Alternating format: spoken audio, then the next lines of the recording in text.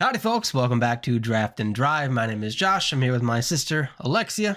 We are siblings who are NASCAR enthusiasts, and today we're going over the weekend at Texas Motor Speedway. Starting with O'Reilly. Alexia, start us off. What the heck happened? All right, well, Justin Allgaier was on the pole. There was some action early because there was a lap 1 crash. Taylor Gray and Carson Quaffle made contact, and Taylor Gray spun. Also involved was William Sawalich, who also spun and then got hit by Jeb Burton, and then Corey Day also crashed, ruining his day. Caution, lap 8, Austin Green spun, and Mason Maggio also spins. Caution, lap 18, Brad Perez spun, and then collected Austin Green again. LeVar Scott also spun. Stage 1 winner, Justin Allgaier. Caution, lap 67, Austin Dillon blew a tire and it shred all over the place, all over the track, so they had to call a caution for debris. Stage 2 winner was Connor Zilisch. There was a crazy 3-wide battle, which involved Kyle Larson, Connor Zilisch, and Brent Cruz. They made contact, and then somehow they all survived, though, and Kyle Larson got the lead from it. Caution, lap 178, Roger Cruth spun and hit the wall. And then I wanted to bring something up to you. During the broadcast, well, actually during the commercial, I should say, I don't know if you noticed, but there was a Stephen A. Smith commercial during the CW broadcast. Yeah, it's like Car Shield. I thought that was interesting timing, with what's going on. I don't know if you saw, but Stephen Smith responded back again, said he didn't know who Joey Logano was. Funny enough, Stephen A. Smith actually interviewed Joey Logano a couple years ago, maybe it was last year actually, on his show or podcast or whatever, but said never heard of him, but yet he interviewed him already once before and was on his show. And then obviously said that he visited Michael Jordan's facility along with Dennis Hamilton's facility. So he's really showing his NASCAR knowledge. He did admit that he doesn't watch NASCAR. I think we could all clearly see that from his comments, responding back to what Joey Logano said. But yeah, I just want to get your thoughts on him having a commercial during the NASCAR CW broadcast. Obviously, this is something that was probably planned a little bit in advance, but just that was a funny moment to bring up. Yeah, I mean, we all know about 3-time Daytona 500 champion Dennis Hamilton. Very widely known. I will say, and I think it's telling of the situation, I think it sums up the situation very good, is that when I woke up at 1:30 in the morning on, it was a Sunday morning, I saw the same exact commercial, but instead of Stephen A. Smith, it was like known scammer Dr. Phil, who's not even a doctor because they took his license away. And I think it's great company that he shares. And I think it's telling, no offense to Car Shield, but I think it's kind of telling that Car Shield is going after two people. One of them an idiot, one of them a scammer, for their commercials. So I think he's in good company there.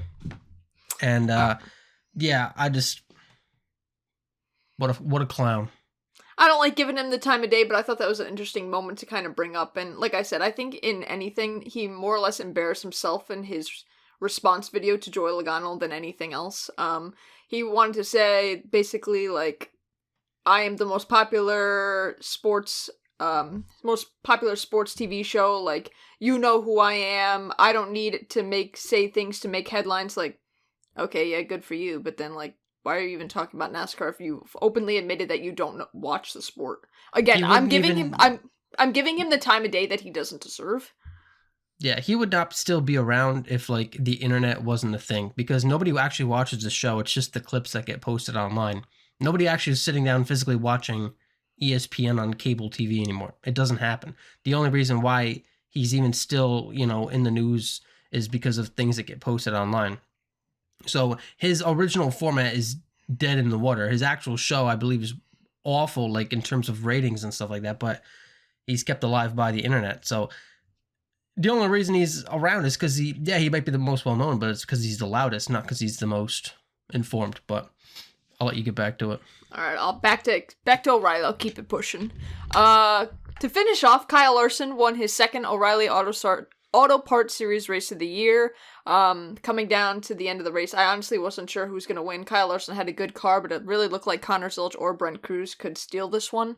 My good surprise, though, Sam Mayer. Wow, did he need a good finish with his horrible start to the year. And then also, we keep mentioning him, but another great run for Parker Retzlaff.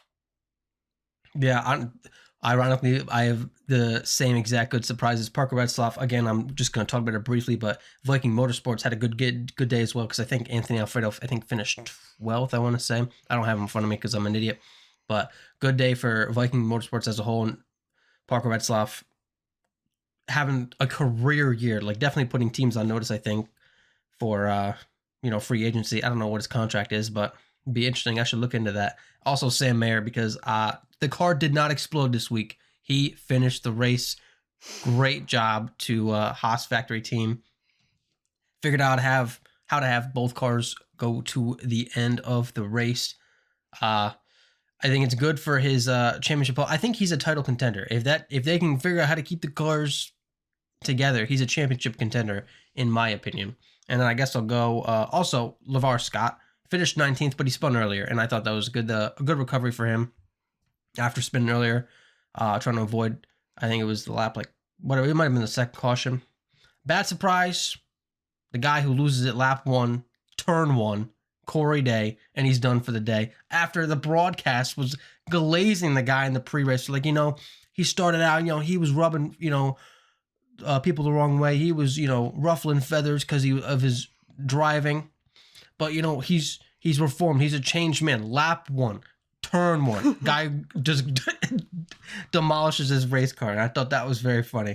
What was your bad surprise? So I also had Corey Day, but I thought you might pick him. So I also said Jesse Love. He was just kind of like middle of the pack all day. He did end up rebounding to finish P9, but just, again, we talk about it each week, but RCR, just something is missing lately, and we expect Jesse Love and Austin Hill to always be battling for these wins, and it's unusual to see Jesse Love, running around like 10th to 12th to 15th place all day. And same with Austin Hill with a lot of these races. He's running around the same. Obviously, Austin Hill had a bit of a better day better day on Saturday. But again, alarm bells are ringing. Like, what is going on with RCR and O'Reilly? My pick was... I didn't put it in. My pick was Justin Allgaier. He got second place. My notebook is way back there, and... got the headset on, which I can only move so far. So I got second place. I'm assuming I beat you, because I'm assuming you didn't pick Kyle Larson. I did not pick Kyle Larson. I remember indeed who you picked.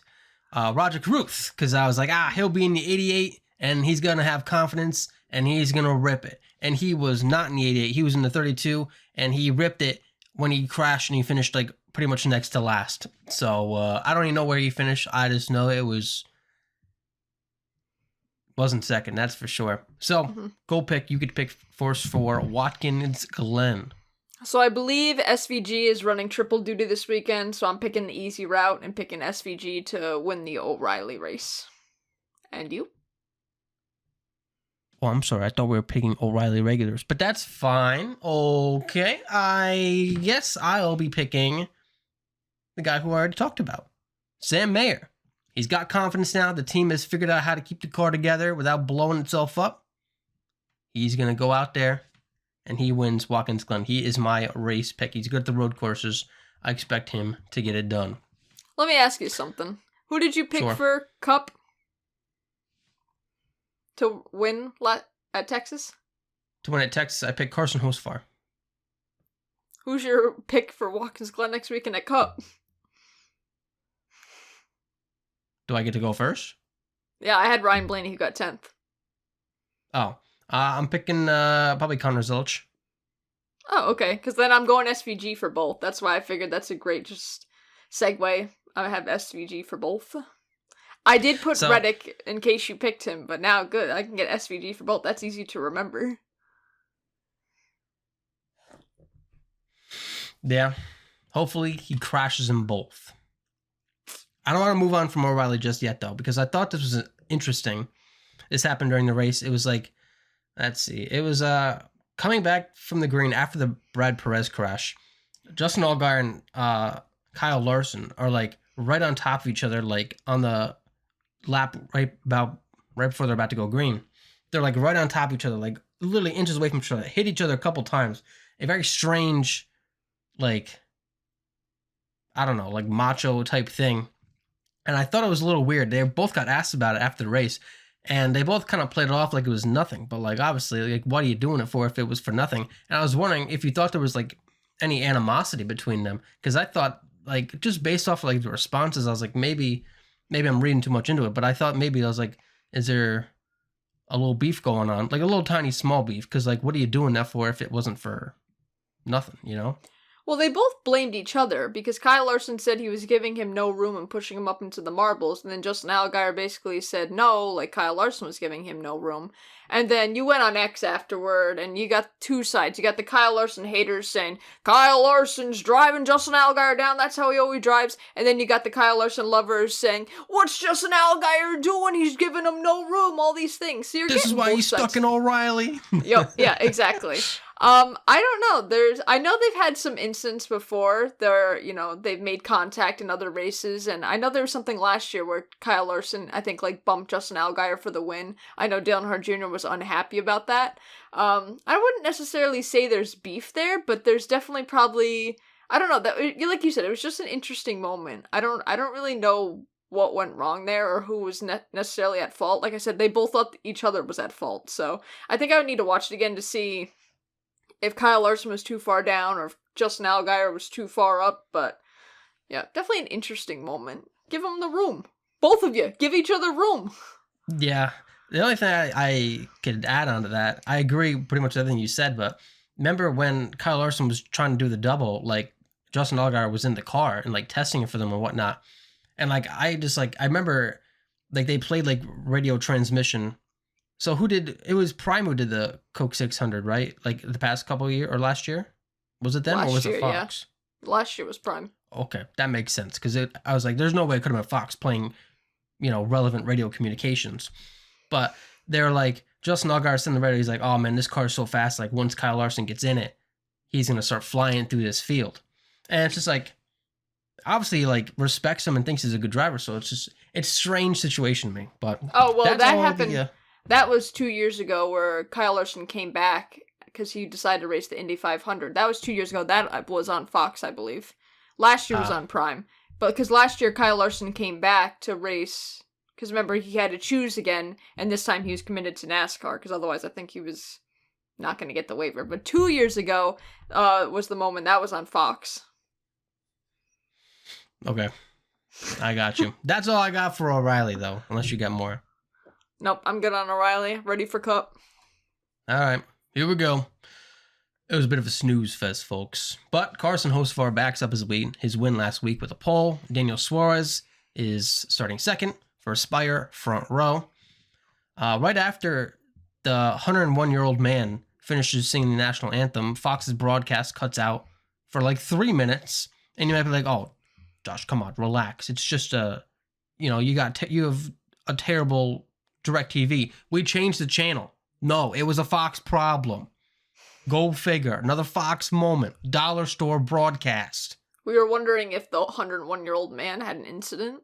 We still don't did know. He just get escorted off the stage because all of a sudden he just croaked? Anyways, race relevant. Christopher Bell, when he's leading, Todd Gillen spins right in front of him, and Bell chooses the wrong direction, gets clipped by him, and smacks the wall, ending his day with 10 to go in stage number 1. Eric Jones stays out, and he wins stage 1 in his first stage win of his career. Congrats to him. Kind of crazy, you'd think. His first stage win ends in the 43 car for a Legacy Motor Club. William Byron spins on his own, causes a caution. In the pits, Ty Gibbs pulls into his pit. Cole Custer slows to let him down, and Joe Logano plows into Cole Custer with his left front, ending his day. Later on, Ty Gibbs gets sent by Ryan Preece. We'll get into that in a little bit. With 6 to go in stage number 2, Kyle Larson loses it and slams into the wall, effectively ending his day. I think he came back out, but he was already like many laps down. Chase Elliott wins stage number 2. Corey Heim loses it with 11 laps to go in the race and hits the wall after having a great day, leading a bunch of laps. And then Chase Elliott wins at Texas for his second win of the year. My good surprise for the race, William Byron. Very good recovery for him after spinning. Had a rough couple of weeks the past few weeks. Gets 8th place. Very, very solid day. Also, Riley Herbst finishes 11th. one of his best runs. Unfortunately, he just has this curse where any good run that he has, Corey Heim is also in the race and doing probably better than him. It's sad to see. You hate to see it, but maybe he just gets that extra little fuel and it turns his game on or whatever. But also Corey Heim impressed by leading a bunch of laps. Granted, he was a bit off strategy, but still maintaining the leading laps, very impressive. Who was your good surprise? So I also had Riley Herbst, and then I'll just kind of do an honorable mention because it's just another good run for Daniel Suarez, who got 6th place. But my good surprise, before the crash that ended his day on the final lap, which we'll talk about, it was a great run for Kyle Busch. Kyle Busch was running around the 10th place all day. New crew chief, obviously this week. Like I said, we'll get into the crash with him and Hunter Nemechek. Obviously, there was some back and forth on Twitter or X, and we can say who was at fault. But a good day for Kyle Busch. It looked like it was going to be his second top 10 of the day, but he ended up finishing P20. Bad surprise, Kyle Larson was running like garbage all day and then spun himself out. Another poor finish for Larson. He dropped down to 8th in the point standings, and he obviously finished last week. So on a horrible run. He's got to turn it around because 8th place for Kyle Larson in the standings is kind of shocking. We would expect him to be at least top 3, if not better. And yeah, just got to get that luck turned around. Going to Watkins Glen, which lately he hasn't been that great on road courses. So I don't know. Got to have a good finish. Got to turn the luck around. Who's your bad surprise? My bad surprise, I think, is kind of becoming a common theme here, is Michael McDowell. And it's more so just bad surprise of the year. Yet again, he's the slowest Spire car, and kind of by a lot. When both of the cars had top 10 speed, obviously Daniel Suarez had a fantastic day. Carson Hocevar was, all over the top 10, leading laps early, but came back on strong later on. I think it's a very real possibility that Michael McDowell is out of his ride this year. I mean, there's a lot of speculation about it, but he's very clearly the worst Spire car. And I saw this, and I thought it was interesting online. People were speculating, maybe a reunion with Front Row Motorsports because Noah Gregson's been horrible this year in the 4 car yet again. Do you think maybe does he go back to Front Row? Is that a real possibility, do you think? Well, I would kind of more or less wonder if Kyle Busch would take that Spire seat because he obviously has connections with Spire and keeps doing the truck races for them. Which then, if you're going to kick someone out, before the season started, I would have thought Daniel Suarez. But Daniel Suarez is performing exceptional this year, and he deserves, as of right now, we still got half the season, a little bit more half the season to go. Right now, I would say the person on the hot seat is Michael McDowell. And where does he go? He is getting up there in age. You wouldn't necessarily wonder if he would retire, but could he also go down to a lower series? I don't necessarily know if he would even stay in Cup because we got all of these people, Jesse Love, Austin Hill, Brent Cruz, William Sawalich. There's people ready to fill a seat. They got to find seats somewhere, and I don't know. I could see what you're saying, but I also kind of wonder, there's people that are ready to move up, and like I said, where are they going to go? Denny Hamlin at some point is going to retire probably in the next couple of years. That'll be one of them, but I don't know. We'll see. Yeah, and the reason I said I thought it had some, I thought it was thought-provoking was because Front Row, since Michael McDowell has left, I feel like has been a shell of itself. They were showing crazy improvement, going up and up. And then since he's left, it's been kind of horrible. Todd Gilliland's been not great. Zane Smith has shown flashes, but even this year he's been, he's fallen off a bit. And then Noah Gregson's been easily the worst, period, really. He's been awful. Mm-hmm. And so, do they maybe try to recapture the magic they had by bringing Michael McDowell back is kind of the only thing. Like, you think about their truck program, Lane Riggs potentially is waiting in the wings, but I don't think he's at the level yet where they bring him up because he's not.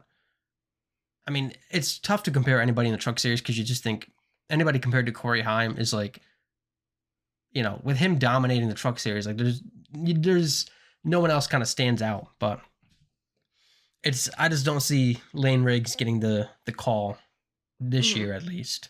But let us see. My race pick, Carson Hocevar, 7th place, led a bunch early, has a lot of momentum going his way. Luke Lambert, also known as the worst crew chief in the garage area, had an alternate strategy that got bailed out by a late caution. circa Alan Gustafson, Chase Elliott's Martinsville win. I thought I'd bring that up.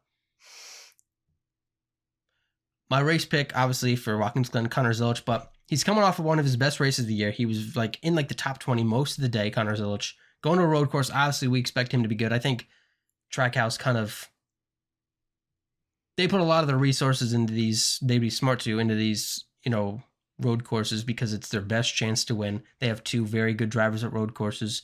Ross Chastain is not too bad himself. I believe he won it. What did he win? It's Coda, right? He won at Coda a couple years ago. Mm-hmm. I expect them to be, all three of their cars to be very competitive at Watkins Glen. Yep. I'm still going with SVG. I had Ryan Blaney. He got 10th place. I honestly think 10th place for him was a gift yesterday because he wasn't running well all day. Penske was, we didn't see much of Joey Logano, but I really think Penske was kind of off again. They weren't as dominant as necessarily you thought they'd be. Like I said, 10th place for Ryan Blaney I think was a gift. I think he was about like a 15th place car all day. Going with SVG, he's great at road courses, and how can you not pick him? I think he's the guy to beat. I'm good on the race if you want to go to off track. We can. I did want to mention the Kyle Busch, Hunter Nemechek last lap ordeal, because I did think it was interesting. Like you said, Kyle Busch in the last lap of the race clears himself on Hunter Nemechek, hits the wall, and then puts Hunter Nemechek in the wall, and costs himself, I think someone said like 8 spots. He finishes like 20th. Hunter Nemechek has a wrecked race car. It's just very interesting. I think like days after Austin Dillon's like, yeah, like he said he's all in, he's got his head on straight. He's here staying committed to RCR. And then he throws a good day away, or even just an okay day away, just to put Hunter Nemechek in the wall. He responded on X. Both of them did, defending themselves and whatnot. Kyle Busch showed his SMT data. And I wanted your opinion on what you think, who you think was at fault, and also your just opinion overall on how it was handled by Kyle Busch, and I guess both sides. The first contact, I'm not necessarily sure. I think Kyle Busch was in the wrong for the first contact, but then he could have just kept it pushing, and then he lost his mind, and then, because the first notice on X, he said that the first incident was not his fault, but he doesn't mention that the second incident was not his fault. So the first incident, I kind of thought it was more on Kyle Busch, but then the second incident of him putting Hunter Nemechek in the wall, he obviously then cost both their days, and now you kind of wonder, would it be a penalty?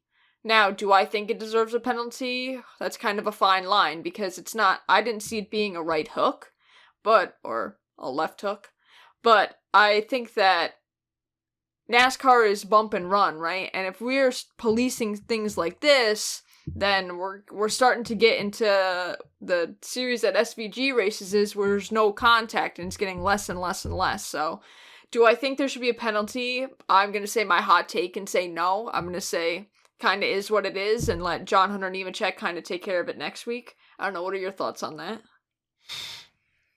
My thoughts are, why not just wait one lap? You wait a lap, you get your good finish, and then, or you just run Hunter Nemechek up the wall, like cost him a bunch of spots and just act like he's not there and run like a normal corner. To me, it's just bizarre. I also don't think he will get penalized, nor will Ryan Preece for punting Ty Gibbs, which is another one I want to get your opinion on. Another one that caused some ruffled feathers. Ty Gibbs responded. Ryan Preece, just chased him down the corner and wrecked him after having some interesting radio transmission. Do you think that he gets, any sort of penalty for chasing him in the corner and punting him? I don't think so. No, I don't think so. I mean, he did say, the one thing difference with him, though, is he did say on the radio he was going to give some revenge. So there is that communication that was basically like warning, like this is going to happen. But I still don't think so. Like I said, if you penalize something like that, then there's less and less action. And what do NASCAR fans like for supercars is that, bump and run, Martinsville. Obviously, you don't want people intentionally wrecking each other on purpose, but like that's also why people like NASCAR is there is that action and that aggression, and if you get wrecked, then you just wreck them the next week. Obviously, you don't want it to be a pattern, but that's NASCAR, right? Bump and run. Yeah. I mean, I think Texas, the race, got bailed out by having these two things. Because it's interesting to talk about. You know, it's something interesting. You're like, oh, we got some driver beef. It masks kind of a pretty boring race. I was sitting there falling asleep in the recliner watching it. And it wasn't just because I woke up super early. It was also very boring of a race. Especially because, well, we don't got to talk about the winner. But I'm ready to move to off track if you're ready. I'm ready. You want me to go? Sure, let her rip.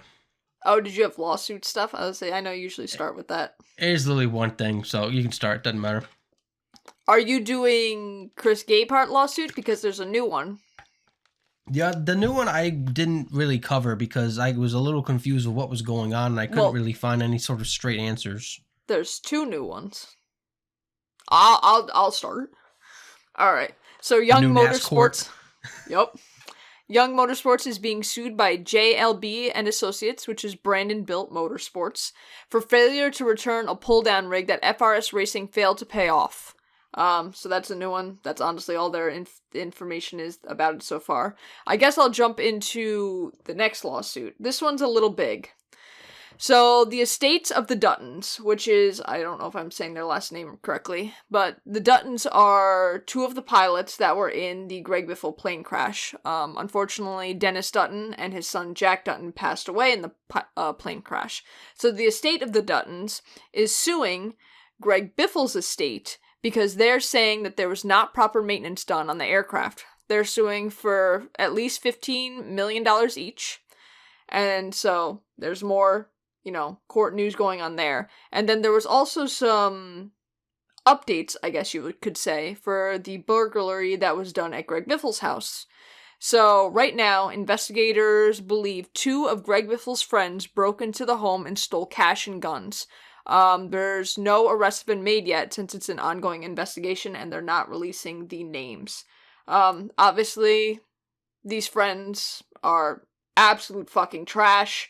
If I had to guess, they were probably at the wake and funeral. If these people were as close as it sounds like they were to Greg Biffle, they were probably at the funeral and wake and showing up, and then they're gonna burglarize his house. You're fucking scumbags. But I'll keep it pushing. This was a hot topic this week. So there's a new deal between the CW and ESPN that will have ESPN streaming O'Reilly Auto Parts Series races starting this summer.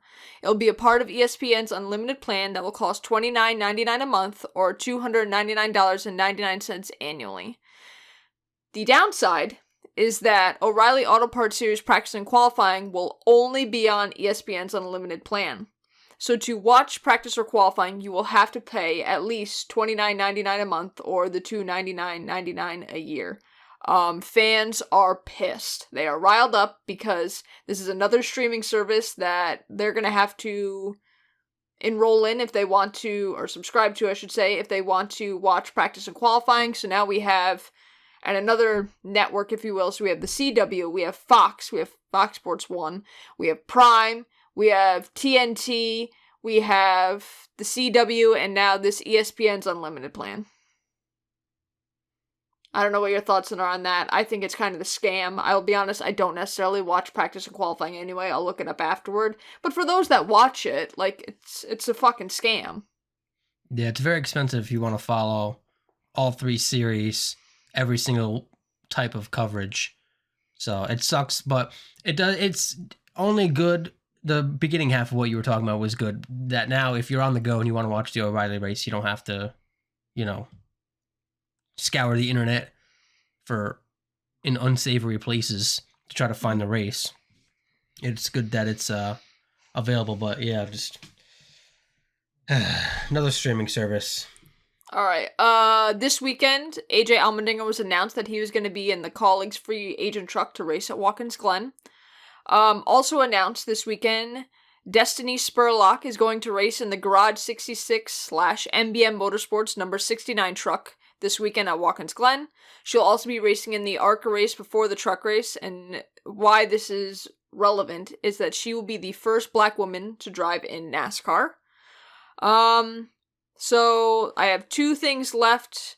I'm gonna let you say your information on the lawsuit, and then I'll jump back in. Okay. Well, I mean, I guess before we talk about that, we'll just add on to what you just said. Another female racer making waves, Catherine Legg, will be racing this weekend at Watkins Glen for Live Fast Motorsports. I think a very good move. I don't know, is this her first road course she's done, or has she done other ones in the Cup Series? I think she's done other ones before. I think she did 1 or 2 last year, but I would have to go back and check. Oh, I expect her to be good. Well, at least good enough. I believe she got announced to race at Indy 500 this year too, I believe. Yeah. Good for her. Go Cat. Yeah. The only NASCAR news that I have is that the judge of the case will decide this week. I believe it'll actually be Tuesday. So the day this goes up, when the trial will be held, because I know Joe Gibbs Racing wanted November, Chris Gabehart and Party wanted May of next year. Also, Jeff Gluck interviewed Jeff Dickerson. There was a interview with that, and then responding to that, Denny Hamlin called him out on Twitter and said, like, oh, you stole a guy worth like tens of millions of dollars. And it was crazy. It was a very interesting move. And it's just Denny Hamlin he's drawn to these lawsuits like moth to a flame. He can't keep himself out of it. So what do you got? Well, you got your chomping at the bit. I was gonna follow up with that. So Jeff Dickerson went on the Gluckcast this week and was asked questions about the lawsuit, and then Heather Gibbs released a statement afterward replying, and it was a really professional statement, and it was kind of like well thought out. I mean, I have it, but it would take me a bit to read. But it was just well thought out, super professional. And then you have Denny Hamlin replies a little bit later, and I wanted to read Denny Hamlin, so I screenshot it. Yeah, okay, buddy. You hired someone who stole tens of millions worth of information, lied about communications y'all had after you deleted them, and now is getting paid double to work on your truck program? Get the fuck off. What was it you called Richard again? Was it you who was leaking information after RTA calls? Just, you have this, I thought it was funny because you have this super professional statement from Heather Gibbs, and then you have Denny Hamlin going, get the fuck off. Yeah. So, I don't know if you had anything else to say on that. I only had one off-track news after that. I have nothing else lawsuit related, no. Alright. The only other thing I had is that this weekend, originally, the F1 race, which was in Miami this weekend, was going to go up against NASCAR head-to-head. They were both going to be starting right around 4 o'clock. Maybe good for NASCAR. The F1 Miami race got moved up 3 hours because of potential thunderstorms. There's a rule in the US that if there's lightning within a certain distance, they have to halt all things for an hour. So F1 decided to move the race up 3 hours, which was then going to start at 1 o'clock. So there's no doubleheader for NASCAR and Formula One. Jeff Gluck said that Apple TV, which is the way you have to watch F1 races this year, which I also think is a total fucking scam, because it used to be on ESPN last year. You can't watch the F1 races this year. You can only watch it on Apple TV, which is another subscription, and I refuse to get another subscription. But I wanted your thoughts on if they went head-to-head. Now, Formula One is gaining traction in the US, but NASCAR is still the number one. But now with Formula One exclusively being on Apple TV, do you think NASCAR would still blow F1 Miami out of the water if they went head-to-head? Yes, I do. So the only thing about F1 is that they have the advantage on is, yes, they are growing, but also it's just one location. You want to watch F1, you know there's one spot you gotta go. Like we were just talking about, if you want to watch NASCAR, you're gonna got Fox Sports, you got to make sure you have FS1. Sometimes you got to make sure you have FS2 if they're deciding to put on bowling or golf or whatever. Yeah. Then you got to have Prime subscription. You got to have TNT. You got to have NBC, Peacock, like all these different things. Now ESPN Unlimited. All these different things. It makes it very hard to follow, NASCAR. And, last year with the Prime deal, all the boomers were like, I can't find the race. I don't have that on my TV. And granted, they're not going to find an F1 race either if it's on streaming, if they're that, incompetent. But still, it's only in one spot. You show them at once. Like, all right, Grandpa, you press this button and this button and this button, and there's your racing. But I still think they'd blow them out of the water, even if it's a U.S. race, even if it's only one spot. But what do you think? Yeah, I was going to say the same thing. You know, I don't necessarily know what the numbers were last year when Formula One was in Miami. Obviously, their Las Vegas race is literally at like 11 p.m., so they wouldn't be head-to-head. I don't necessarily know about their Texas race, but going against NASCAR in Miami at the same time, with it, especially with it being on Apple TV, and a lot of people just so sick of paying for streaming services and being, you know, basically like giving all their money to all these different streaming services just to watch, you know, their favorite sport or their favorite show or whatever, like people are done. So unless you are exclusively a diehard F1 fan, I can't imagine that you would buy Apple TV just for watching F1. Like, the way that you and I love NASCAR, we already had Prime, but we would have put money into watching Prime because NASCAR is our sport. So, unless they're willing to put on, like I said, F1 is their favorite sport, I don't necessarily think that if you had to choose one or the other, you're probably going to go for the free one that's on either Fox or Fox Sports 1. I know it was on Fox Sports 1 yesterday, but that's my thoughts.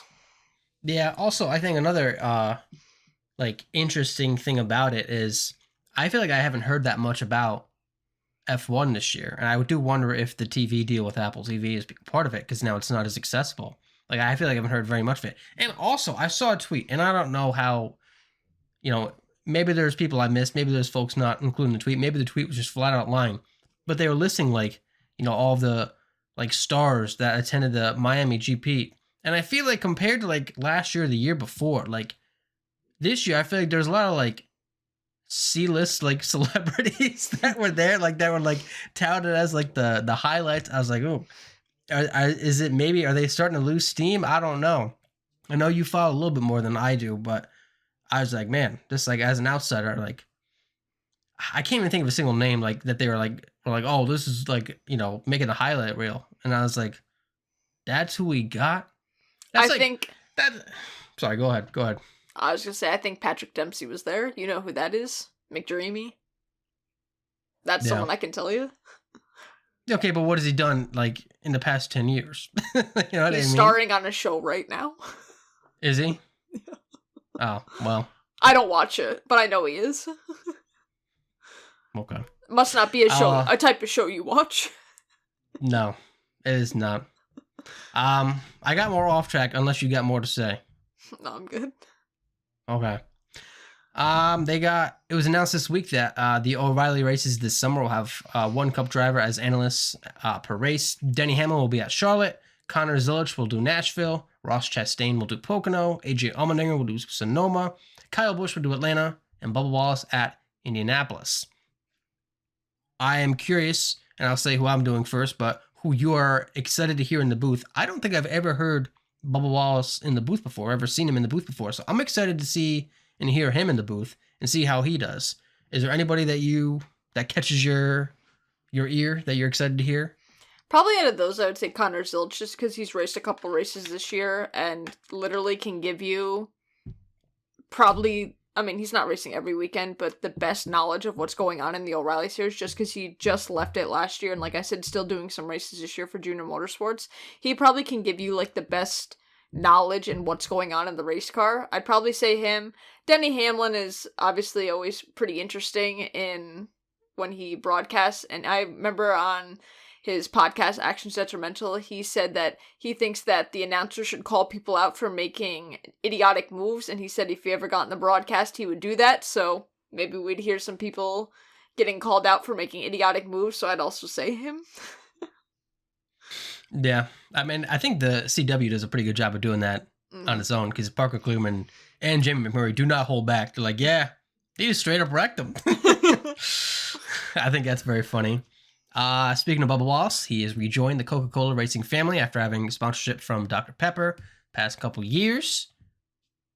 Okay, cool.